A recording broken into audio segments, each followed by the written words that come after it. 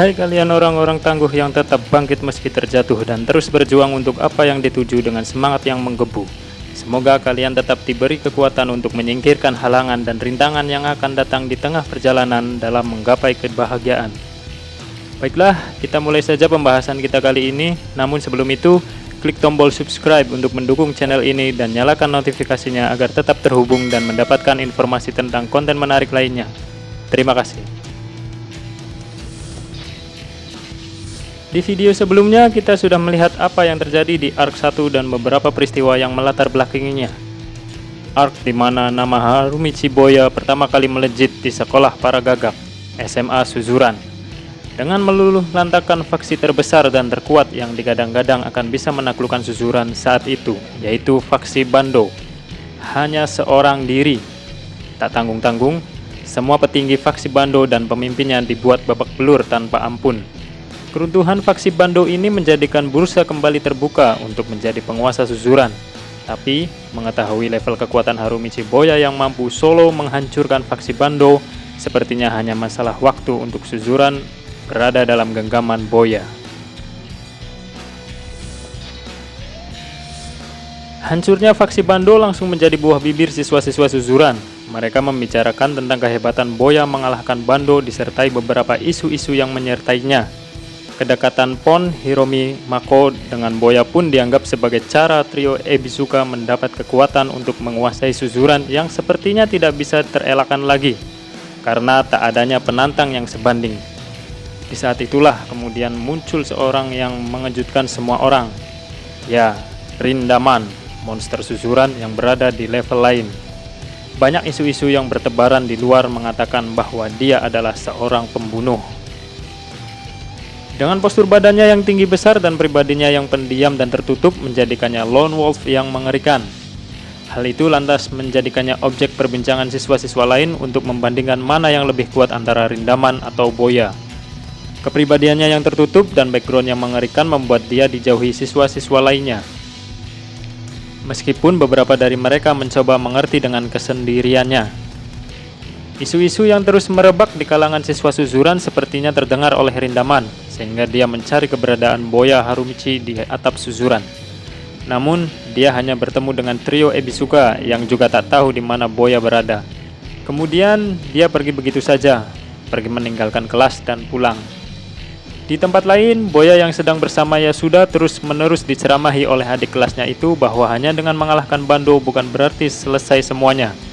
Di Suzuran masih ada seorang monster lain yang bernama Rindaman, dan Yasuda menyarankan agar Boya tidak berurusan dengannya karena rumor mengatakan dia adalah seorang pembunuh dalam artian yang sebenarnya. Boya tak menghiraukan omongan Yasuda dan dengan percaya diri dia mengatakan bahwa dia adalah yang terkuat dan akan bisa mengalahkan siapa saja. Sampai akhirnya mereka bertemu. Meski tak mengenalinya, namun Boya yakin siapa yang ada di hadapannya. Begitupun dengan Rindaman. Akhirnya dia menemukan orang yang dicarinya, Boya, yang sedari tadi diberitahu Yasuda rumor tentang Rindaman, mencoba menanyakannya langsung dan iseng memprovokasinya. Rindaman yang merasa terganggu mengibaskan sikutnya ke Boya hingga membuka perban luka yang ada di dahinya. Boya meracau. Tanpa disadari, Rindaman sudah ada di depannya dan pukulan telak Rindaman berhasil mendarat keras di kepala Boya. Boya sempat bangkit lagi sebelum akhirnya tumbang tak sadarkan diri untuk beberapa saat. Rindaman pun pergi meninggalkan Boya yang tergeletak dan coba disadarkan oleh Yasuda.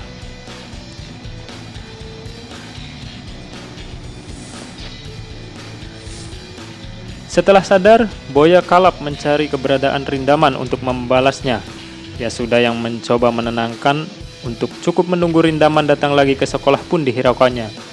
Dia terus mencarinya ke sana kemari meski sempat ada perasaan takut melihat ada seseorang yang mirip dengan Rindaman. Boya terus meyakinkan diri untuk bisa menghadapinya. Akhirnya Yasuda melaporkan kejadian ini ke trio Ebisuka. Hiromi yang juga penasaran tentang Rindaman dengan gerak-geriknya di akhir-akhir ini mengajak Yasuda untuk bertemu dengan seorang yang cukup mengenal Rindaman. Dia adalah Katsuragi Genjiro, lulusan Suzuran 2 tahun lalu yang sudah menganggap Rindaman atau dia mengenalnya sebagai Hayashida Megumi seperti adiknya sendiri. Begitupun sebaliknya. Hiromi menanyakan banyak hal, dan Katsuragi pun menceritakan tentang masa lalu Rindaman yang intinya dia masih dibayangi masa lalu kelam keluarganya dan merasa menjadi penyebab dari semuanya. Katsuragi merasa harus ada seseorang yang membantunya untuk lepas dari bayang-bayang itu. Hiromi dan Yasuda pun langsung menyadari bahwa Boya mungkin orang yang akan menjadi cahaya bagi Rindaman. Di lain tempat, Boya akhirnya menemukan Rindaman dan mengajaknya ke suatu tempat untuk menyelesaikan permasalahan mereka tadi.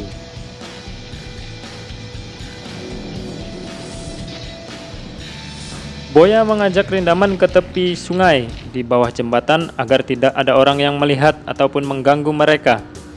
Dia mulai berceloteh bahwa pukulan Rindaman sebelumnya memanglah kuat, tapi dia lebih kuat dari Rindaman karena pernah berguru di tempat Jin Kura-Kura dalam serial Dragon Ball. Di sini, Boya mengenalkan trik liciknya saat bertarung dengan menipu lawannya dengan trik murahan. Ya, trik murahan. Rindaman diperdaya oleh Boya yang dengan serius memanggil awan Kinton, dan konyolnya dia termakan oleh tipuan murahan itu. Boya pun berhasil mendaratkan pukulan telak ke Rindaman hingga tersungkur dan sukses membalaskan pukulan Rindaman di pertemuan sebelumnya. Rindaman langsung bangkit dan menerima tantangan Boya untuk bermain. Pertarungan keduanya berlangsung sangat sengit. Boya yang bertubuh lebih kecil terus berusaha menjatuhkan Rindaman yang bertubuh lebih besar. Mereka terus saling bertukar serangan dan memasang pertahanan yang kokoh. Kemudian Boya berhasil membanting tubuh besar Rindaman dan terus menghujaninya dengan serangan bertubi-tubi hingga Rindaman kewalahan. Boya terus menyerang Rindaman dan tidak memberinya ruang hingga akhirnya Rindaman berhasil menangkis dan menghindari serangan Boya dan meluncurkan satu pukulan dan tendangan untuk sejenak menghentikan Boya. Keduanya mulai semakin serius dengan melepaskan jaketnya masing-masing agar pergerakan mereka lebih leluasa. Keduanya kembali melanjutkan pertarungan dengan saling memberikan pukulan dan tendangan. Mereka berkelahi dengan sangat sengit hingga berdarah-darah dan pakaian tersobek-sobek. Sampai akhirnya Rindaman berhasil melancarkan serangkaian serangan mematikan yang membuat Boya terpental dan langsung diakhiri dengan pukulan besar ke wajah Boya yang membuatnya jatuh terlempar jauh di tanah. Merasa Boya tak bisa bangkit lagi, Rindaman pun melangkah pergi dan menganggap pertarungan selesai. Namun secara mengejutkan, Boya mengejarnya dan menerjangnya dengan tendangan mematikan yang membuat Rindaman terhempas. Ternyata pertempuran belumlah usai. Dengan keadaan yang sudah babak belur dan pakaian yang compang-camping, keduanya bersiap untuk memberikan serangan terakhir demi menyudahi semuanya. Mereka saling memberikan pukulan sekuat tenaga dan saling mengenai kepala masing-masing hingga keduanya tak sadarkan diri. Rindaman roboh ke tanah dan Boya terhuyung jatuh ke sungai dan terbawa arus ke lain tempat sebelum diselamatkan dan disadarkan oleh 3 kakek-kakek yang kebetulan lewat. Boya yang merasa dikalahkan oleh Rindaman terlihat marah, kesal dan tak terima.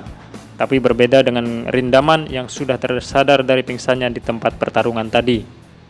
Dia tidak menemukan keberadaan Boya dan menganggap bahwa dia telah dikalahkan, namun merasa puas dan bahagia dengan pertarungannya dengan Harumichi Boya.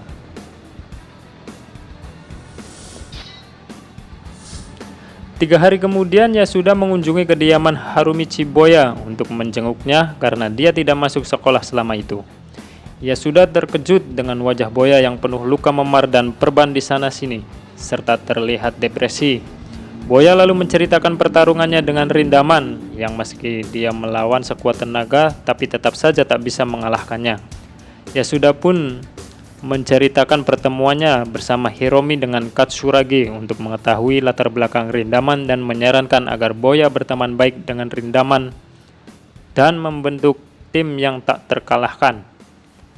Membayangkan hal itu membuat Boya muak dan bersumpah untuk bisa mengalahkannya suatu hari nanti. Di lain tempat, Rindaman juga menceritakan kepada Katsuragi pertarungannya melawan Boya yang berakhir dengan kekalahan pertamanya.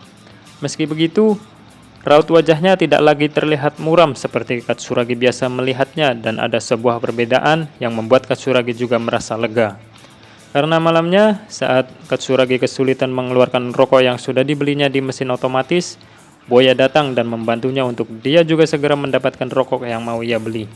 Saat Boya melangkah pergi, Rindaman mendatangi Katsuragi dan terjadilah kejadian unik di mana kedua monster ini bertingkah seperti bocah dengan saling berteriak bahwa mereka berhutang satu, dalam artian masing-masing dari mereka merasa dikalahkan dan akan membalasnya nanti. Keduanya kemudian merasa jengkel, agak aneh, dan merasa diejek satu sama lain karena kekalahannya.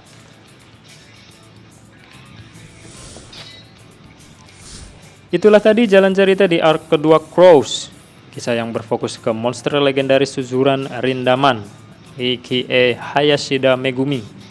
Pertarungannya dengan Harumichi Boya sangatlah epik dan menjadikannya sebagai musuh bebuyutan atau rival sang tokoh utama. Oke, itu saja dulu pembahasan kita kali ini. Bagaimana menurut kalian? Tulis semuanya di kolom komentar, baik itu tanggapan, pendapat, pertanyaan, atau semuanya, apapun itu. Dan jangan lupa klik like dan subscribe untuk terus mendukung channel ini. Terima kasih.